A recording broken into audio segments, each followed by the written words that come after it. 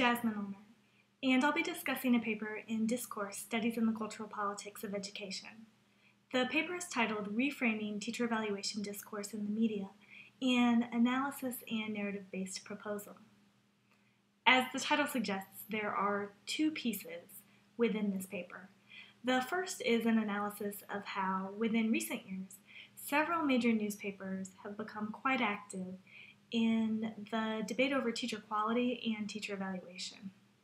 Specifically, several newspapers have created online searchable databases that house teacher evaluation data, and oftentimes these databases go along with a series of corresponding newspaper articles. What this paper argues is that this has not necessarily influenced public perception of educators or of education in the most positive of ways, and that this has led to the creation of a discourse of professional inadequacy. In other words, there is a discourse that has emerged that suggests that educators are inadequate at what they do.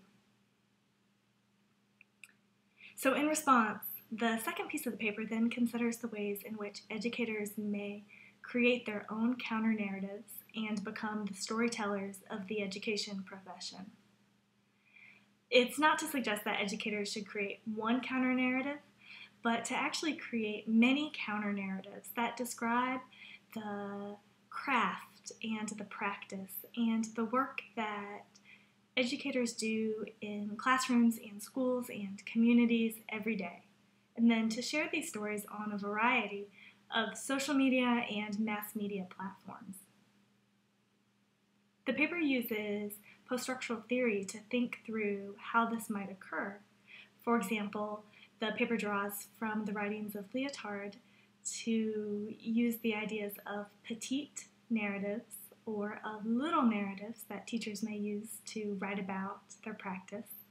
The paper draws from Deleuze and Guattari and their concept of deterritorializing and then reterritorializing space to think about how teachers may rewrite the narratives of education.